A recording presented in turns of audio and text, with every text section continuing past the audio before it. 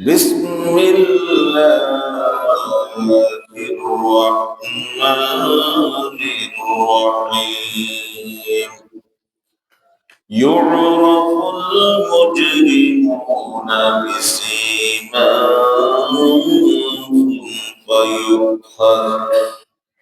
فيؤخذ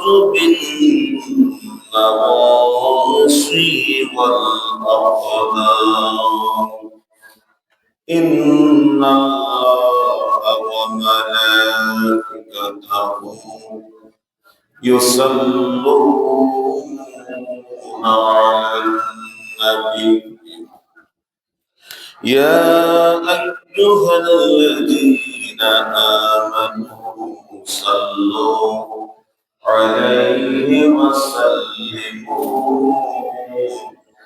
تسليما اللهم صل على سيدنا مولانا محمد وعلى آل سيدنا مولانا محمد بلغ العلا كماله كشف الدجى بجماله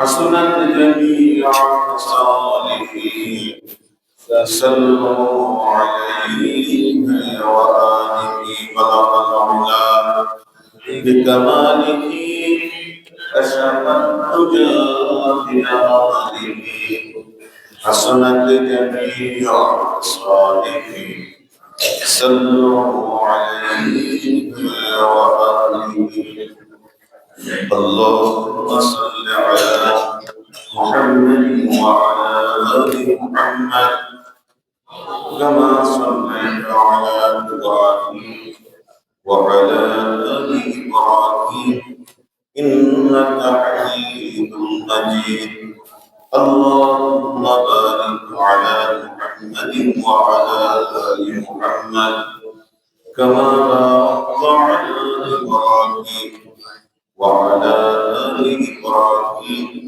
إنك حميد مجيد সম্মানিত ওলামায়ে কেরাম, সম্মানিত মুসল্লিয়ানে ইজরাম,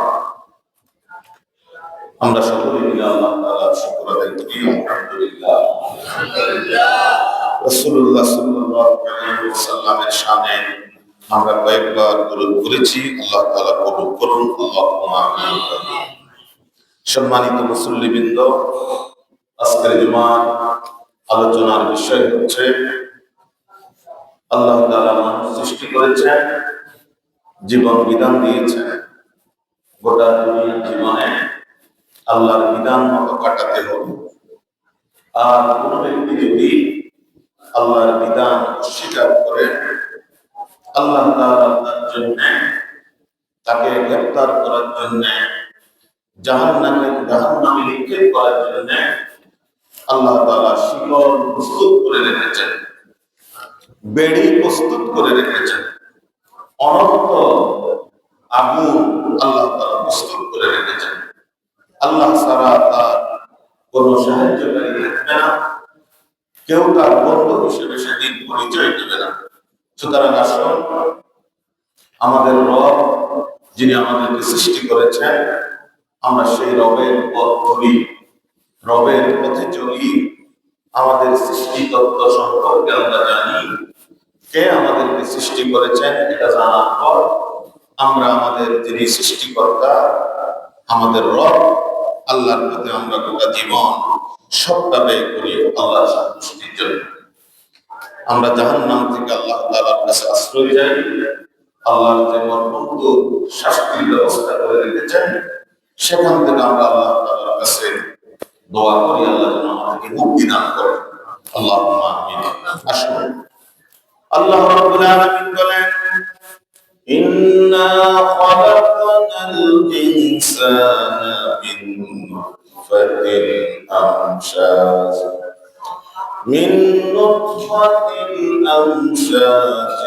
নাবতালিহি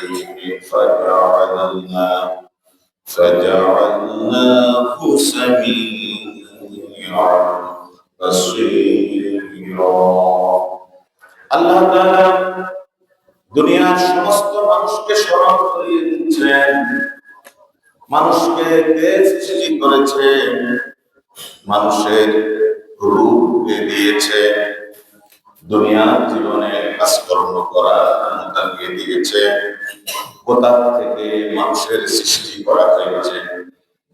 এক সময় মানুষ ছিল না দুনিয়াতে, মানুষের অস্তিত্ব যিনি দিয়েছেন, তিনি মানুষকে সুন্দর করে তার পিছনের সমস্ত ইতিহাস আল্লাহ তাআলা তুলে ধরতেছেন কোরআন কারীমের ভিতরে।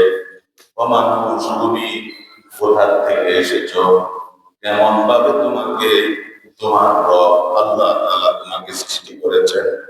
পিছনে ফিরে দেখো, আস্তে আস্তে করে কদম কদম তুমি সামনের দিকে অগ্রসর হওয়ার পরে ছোট্ট অবস্থা থেকে তুমি যৌবনে পদার্পণ করেছ, এরপরে আস্তে আস্তে তুমি বার্ধক্যের দিকে যাচ্ছ। এরপরে বার্ধক্যের পরে আল্লাহর পক্ষ থেকে যখন চূড়ান্ত ফয়সালা আসবে, আল্লাহর নির্দেশ আসবে, এরপরে মালাকুল মাউত তোমার সাথে সাক্ষাৎ করবে, তোমার দুনিয়ার জীবন ইতি ঘটবে, সমাপ্তি ঘটবে, দুনিয়া থেকে তুমি চিরতরে বিদায় নিতে হবে, আল্লাহর দরবারে হাজির হতে হবে। সুতরাং তোমার সৃষ্টিতত্ত্ব, সৃষ্টি সম্পর্কে তুমি জানো, জানার পরে যিনি তোমাকে সৃষ্টি করেছেন সেই রব্বুল আলামিনের দিকে তুমি ফিরে চলে আসো। তুমি কারো কোনো কথা শুনবে না, কথা শুনবে একমাত্র আল্লাহর, নিয়ম মানবে একমাত্র আল্লাহর, আইন মানবে, বিধান মানবে একমাত্র আল্লাহ। যে আল্লাহ রব্বুল আলামিন তোমাকে সৃষ্টি করেছেন, সেই আল্লাহ তোমার দুনিয়ার জীবন পরিচালনার জন্য সুস্পষ্ট করে বিধান দান করেছেন, আইন দিয়েছেন, বিধান দিয়েছেন, নিয়ম কানুন দিয়েছেন, দুনিয়াতে কিভাবে চলবে। আল্লাহ তাআলা বলতেছেন, অবশ্যই নিশ্চয় আমি মানুষ সৃষ্টি করেছি নারী এবং পুরুষের মিশ্রিত শুক্রবিন্দ থেকে। আমি মানুষকে নাপাক এই পানির ফোঁটা থেকে আমি আল্লাহ তাআলা আমি মানুষ সৃষ্টি করেছি। ও মানুষ, তুমি কি তোমার প্রাথমিক অবস্থা সম্পর্কে, তুমি যখন দুনিয়াতে ছিলে না, তুমি যখন দুনিয়ায় তোমার কোন অস্তিত্ব ছিল না, কে অস্তিত্ব দিল সে বিষয়টা কি তুমি চিন্তা করে রেখেছ?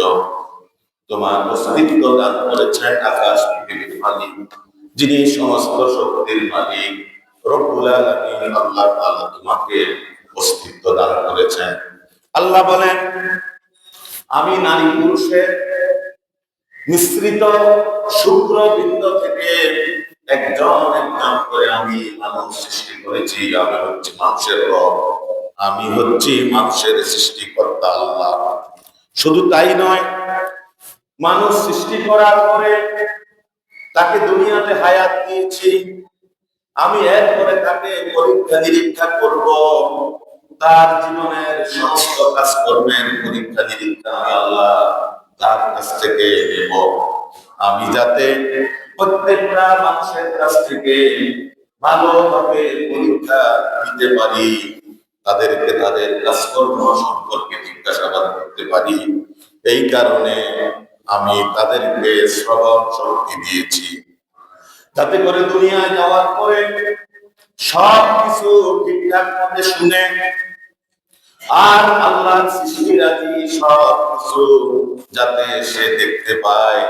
এ কারণে আমি তাকে চক্ষু দান করেছি, দেখার শক্তি, শোনার শক্তি আমি মানুষকে, আমি আল্লাহ তাআলা আমি তাকে দান করেছি।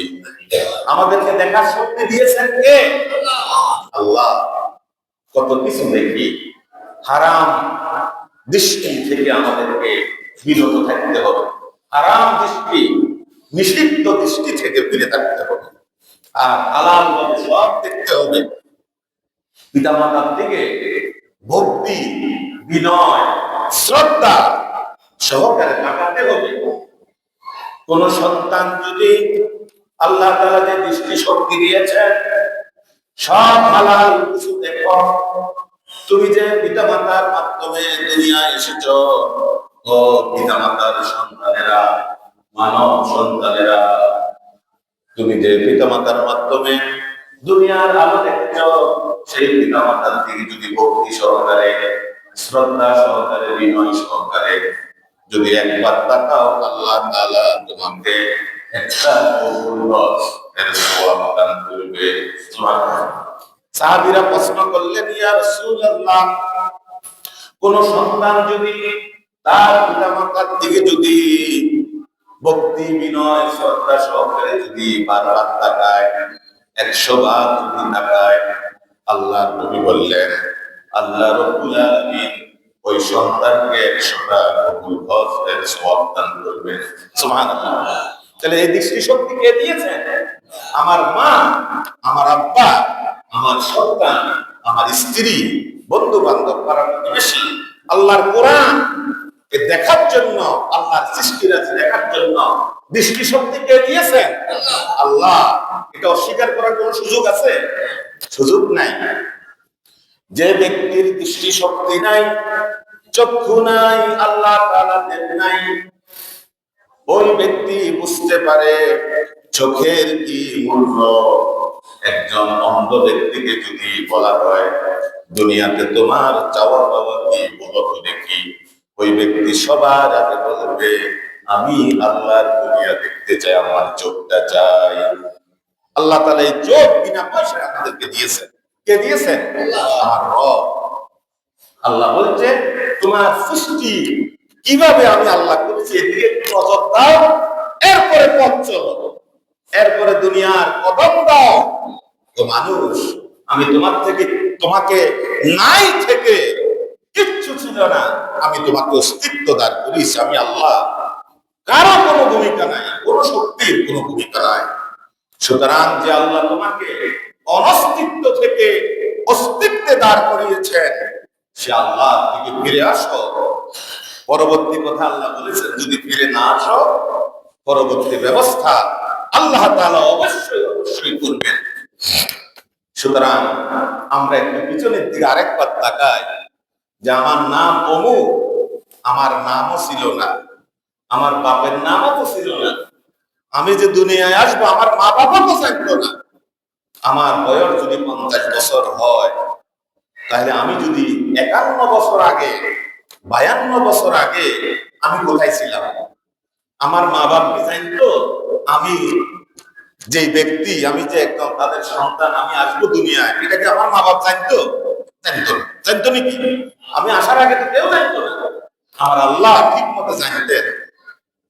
আমার আল্লাহ আমার অস্তিত্ব দান করিয়েছে পিতামাতার মাধ্যমে। এ কারণে আল্লাহ তাআলা বলেছেন, আমি মানুষকে নারী পুরুষের মিশ্রিত এক ফোঁটা শুক্রবিন্দু থেকে সৃষ্টি করেছি, এরপরে তাকে শোনার শক্তি দিয়েছি আমি আল্লাহ, যাতে করে সব শুনতে পারে সে। আল্লাহ নবীরা দুনিয়াতে আসবে, নবীদের কথাগুলি আমি যে কিতাব দিয়েছি, কিতাবের কথাগুলি যাতে তারা ভালোভাবে শুনতে পায়, আমি তাদেরকে কান দিয়েছি, শোনার ক্ষমতা দিয়েছি। আর সব কিছু যাতে আল্লাহ সৃষ্টিরাজি সব কিছু যাতে তারা দেখতে পায়, এই কারণে আমি তাদেরকে দেখার শক্তি আমি আল্লাহ তাআলা দিয়েছি। সুতরাং এই চোখের কথা যদি একবার চিন্তা করি, কানের কথা, নাকের কথা, অঙ্গ প্রত্যঙ্গ যা আছে, সব তো আর আমরা ক্ষুদ্র জ্ঞানে হিসাব করতে পারবো না। বিনা হিসাবে আল্লাহ দান করেছেন আমাদের। আল্লাহু আকবার। কখনো চিন্তা করছেন হাতের এই হাত নিয়ে চিন্তা করছেন আঙ্গুলগুলি কিভাবে সাজাইছে? একটু ভালো করে তাকাইবেন নিজের হাতের দিকে, ভালো করে আল্লাহ তাকানোর জন্য বলছে, তাকিয়ে তাকিয়ে আল্লাহর দিকে ফিরে চলে আসো। আল্লাহু আকবার, আল্লাহু আকবার। পা কিভাবে সাজাইছে? হাত যেভাবে ইচ্ছে এভাবে করতে পারেন আপনি, যাতে দুনিয়ার সমস্ত কাজগুলি আপনার যা যা প্রয়োজন এটা করতে পারেন। অফিসে চাকরি করে লিখতে হবে, ফাইল দেখতে হবে, প্রয়োজনীয় কাজ করতে হবে, সেভাবে আল্লাহ ব্যবস্থা করে দিয়েছেন। মাঠে কাজ করেন, খাল চাষ, ফ্যাক্টরিতে কাজ করেন, গাড়ি চালান, ঠিক আছে কিনা? সব দিয়েছেন আল্লাহ তাআলা। তোমার দুনিয়ার সমস্ত প্রয়োজন তোমার রব পূরণ করতেছে। সুতরাং তুমি সুস্পষ্ট ভাবে ঘোষণা দিয়ে আল্লাহর দিকে ফিরে চলে আসো। অন্য কোন দিকে তাকানোর তোমার কোনো সুযোগ নাই। অন্য কোন পথে ফিরে যাওয়া আল্লাহ সুযোগ একটাও রাখে না। পরিপূর্ণভাবে আল্লাহর কাছে আত্মসমর্পণ করে মধ্য দিয়ে, আল্লাহ আপনি আমাকে সৃষ্টি করছেন, আর সৃষ্টি করার পরে তো এমনিও ছাড়ি দেন নাই, যাইতেও হবে আবার কার কাছে? আল্লাহর কাছে। সুতরাং আল্লাহর কাছে যাতে আল্লাহ যেভাবে চান সেভাবে যাতে আমরা আল্লাহর কাছে ফিরে যেতে পারি। আচ্ছা, আমরা কি সবাই চাই না আমার আল্লাহ যেভাবে চান আমি সেভাবে আল্লাহর দরবারে হাজির হই? এটাকে আমরা সবাই চাই, চাই কিনা? যদি আল্লাহর চাওয়ার বিপরীত হয়, বিপদ হবে না আমাদের জন্য? বড় বিপদ হয়ে যাবে, বড় বিপদ হয়ে যাবে। এই বিপদ থেকে উদ্ধার করার কেউ থাকবে না, কেউ থাকবে না। আর সতর্ক হওয়ার সময় হচ্ছে দুনিয়াতে। যত রকম সতর্কতা, যত রকম সচেতনতা, যত রকম ভালো পথে ফিরে আসা, এটা দুনিয়াতেই করতে হবে, তা না উপায় নেই। আসুন এরপর আল্লাহ তাআলা কি বলছেন দেখেন। আল্লাহ তাআলা বলেন দুনিয়ার সমস্ত মানুষের উদ্দেশ্যে, ইন্না হাদাইনাহুস সাবিলা ইম্মা শাকিরান ওয়া ইম্মা কাফুরা। আমি মানুষ সৃষ্টি করার পরে, মানুষকে দুনিয়ায় পাঠানোর পরে আমি তাদের পথ বাতলে দিয়েছি, আমি তাদেরকে পথ দেখিয়ে দিয়েছি। আমি আল্লাহ ইচ্ছা করলে আমি তাকে বিবেক করতে দিয়েছি। তার বডি স্ট্রাকচার দেখার পরে, আল্লাহর সৃষ্টির আদির দিকে যে চোখ দিয়েছি, চোখ দিয়ে তাকানোর পরে, দেখার পরে সে যদি উপলব্ধি করে, ইচ্ছা করলে চাইলে সে আল্লাহর কৃতজ্ঞ বান্দা হিসেবে দুনিয়ার জীবন করে তুলবে, ইচ্ছা করলে। আর যদি ইচ্ছা করে আল্লাহর সব কিছু অস্বীকার করার মধ্য দিয়ে আল্লাহর অকৃতজ্ঞ বান্দা হিসেবে দুনিয়ার জীবন যাপন করতে পারবে, এটা তার ব্যক্তিগত বিষয়, স্বাধীনতা দিয়েছেন আল্লাহ। কত মহা মেহেরবান আল্লাহ তাআলা। আল্লাহ বলছে আমি সৃষ্টি করছি, দুনিয়াতে দিয়ে দিলাম, আবার তোমার রিজিকও আমি দেব, সব দেব। দুইটা পথ আমি তোমাদেরকে দেখাই দিচ্ছি। একটা হচ্ছে জান্নাতের পথ, শুকরিয়া আদায় করবা, বরত্ব দেখাইবা না, স্বীকার করবা আল্লাহ আপনি তো সৃষ্টি করছেন, সব আপনি তো দিচ্ছেন, সুতরাং আপনার পথ ছাড়া আর কোনো পথ নাই। এটা স্বীকার করে দুনিয়ার জীবন যাপন করবা। আর না হলে আর না হলে বলবা আল্লাহ বলতে কেউ নাই, নাউজুবিল্লাহ, আমি নিজে নিজে সৃষ্টি হয়েছি। এক শ্রেণীর মানুষ বলে না কথা, বলে আল্লাহকে অস্বীকার করে, আল্লাহর যে নিয়ামত এগুলি অস্বীকার করে। আল্লাহ বলতে এটাই করতে পারবা দুনিয়াতে, হয়তো কৃতজ্ঞতা স্বীকার করে আল্লাহর প্রিয় বান্দা বান্দী হিসেবে দুনিয়ার জীবন অতিবাহিত করবা, আর না হলে আল্লাহকে অস্বীকার করবা। এই দুইটার একটা করো।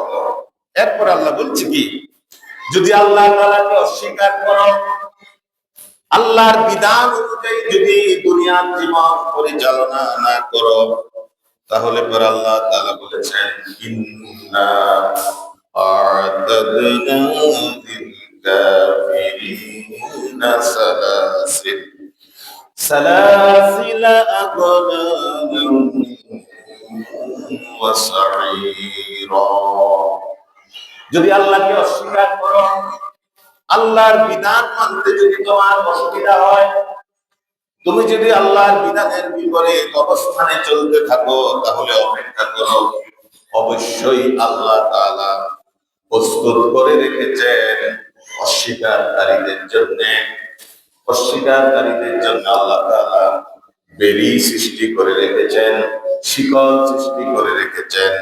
বেড়ি এবং শিকল দিয়ে বেঁধে তোমাকে জ্বলন্ত ওয়াসাঈরা, জ্বলন্ত অগ্নিকুণ্ডে আল্লাহ তাআলা তোমাকে ফেলে দিবেন। আল্লাহু আকবার। যে অস্বীকার যদি করো, এগুলি আল্লাহ তাআলা শাস্তির ব্যবস্থা আল্লাহ পাক তৈরি করে রেখেছেন। সুতরাং তুমি দুনিয়ার জীবন এই দুইটা পথে যা খুশি তুমি করো, শুকরও আদায় করতে পারো, নাশকরিও করতে পারো। এখন আমরা কোনটা করব? আল্লাহ শুকর আদায় করব। আল্লাহ শুকর আদায়ের অর্থ হচ্ছে আল্লাহ যা বিধান দিয়েছেন একটাও লঙ্ঘন করব না। আল্লাহ চান এটা। আল্লাহ বলছে আমি তোমার সমস্ত কিছু দিলাম, তা আমার সমস্ত কিছু মানতে তোমার অসুবিধা কি? তোমার তো দ্বিতীয় কোনো সৃষ্টিকর্তা নাই, রিজিক দাতা তোমার আর কেউ নাই, তোমার যত হাজত সব তো আমি পূরণ করি, তুমি আবার ফিরেও আসবে আমার কাছে, চূড়ান্ত ভাবে ফায়সালা দানের ক্ষমতা আমি আল্লাহর কাছে। সুতরাং তুমি মাঝখানে কোথায় যেতে চাও?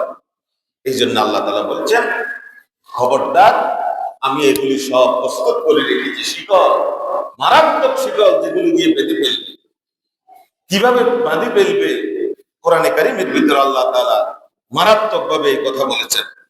আল্লাহ তাআলা বলেন কিয়ামতের দিন মানুষ যখন আল্লাহর দরবারে হাজির হবে, আল্লাহ তাআলা যখন মহান বিচারকের আসনে বসবেন, আল্লাহ তাআলা বিচার শুরু করবেন দুনিয়ার জীবনের প্রতিটি কাজকর্মের।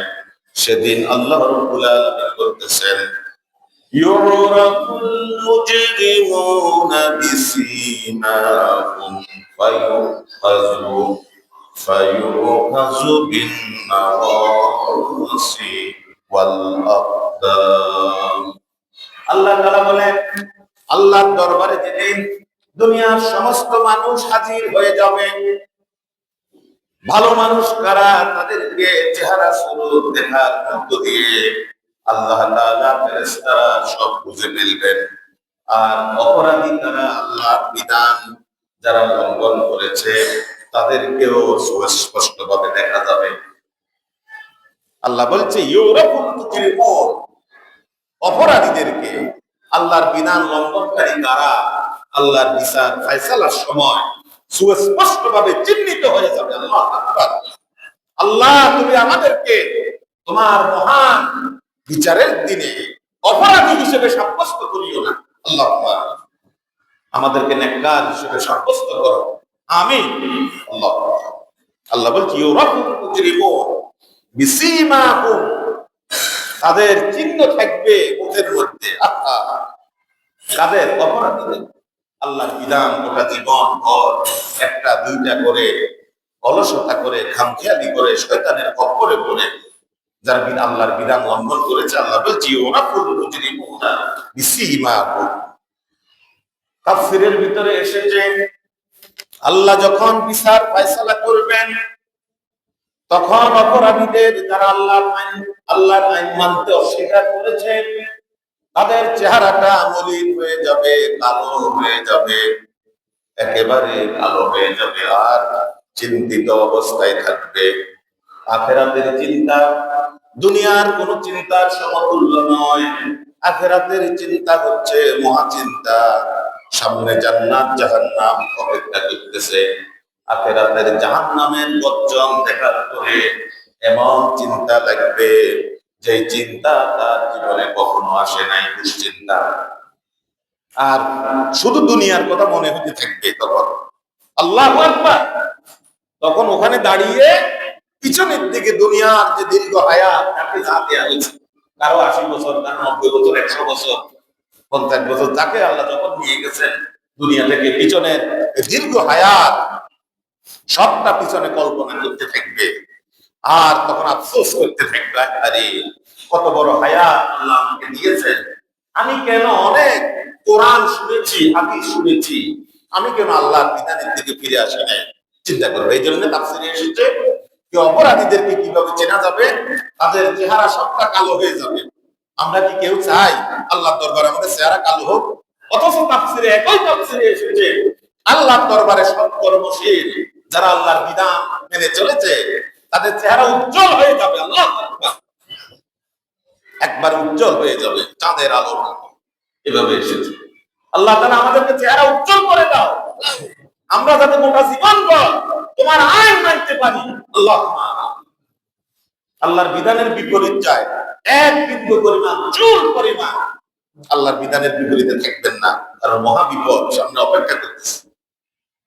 আল্লাহ তাফসীরে এসেছে জান্নাতীরা হবে একবারে সদা আশ্চর্য, এদেরকে দেখে বোঝা যাবে জান্নাত। এদেরকে জান্নাতের দিকে অগ্রসর হওয়ার জন্য বলে দেয়া হবে ইয়া আইয়াতুহান নাফসুল মুতমাইন্না ইরজিই ইলা রাব্বিকি রাদিয়াতান মারদিয়া ফাদখুলি ফি ইবাদি ওয়াদখুলি জান্নাতি। সুবহানাল্লাহ। আপনাকে সেখানে সম্মান দেয়া হোক, মর্যাদা দেয়া হোক, চেহারাটা উজ্জ্বল করে দেয়া হোক, কে না চাইবে? সবাই তো চাই। তো চাইতে হলে তো কাজ করতে হবে, চাইতে হলে কাজ করতে হবে। আল্লাহর কাছ থেকে মহা পুরস্কার, চেহারা উজ্জ্বল হয়ে যাওয়া, এটা জান্নাতীদের আলামত। সুবহানাল্লাহ, সুবহানাল্লাহ। এরপরে হাসতে হাসতে জান্নাতের দিকে অগ্রসর হবে, আর তখন আল্লাহর প্রশংসা করতে থাকবে। وقالوا الحمد لله الذي صدقنا وعده وأورثنا الأرض نتبوأ من الجنة। তারা আলহামদুলিল্লাহ বলতে থাকবে, আর পিছনের দুনিয়ার জীবনের কথা তারাও মনে করবে, আখারে কত বড় জীবন দিয়েছে, আল্লাহর মেহেরবানি আমরা নেকাবুল করছি, কিন্তু আরো তো করতে পারতাম। এটা বলতে থাকবে যে আরো তো করতে পারতাম। যা করেছে এই জন্য জান্নাত আল্লাহ দিয়ে দিবেন, চেহারা উজ্জ্বল করে দিবেন, কিন্তু তারাও বলতে থাকবে আরো তো করতে পারতাম।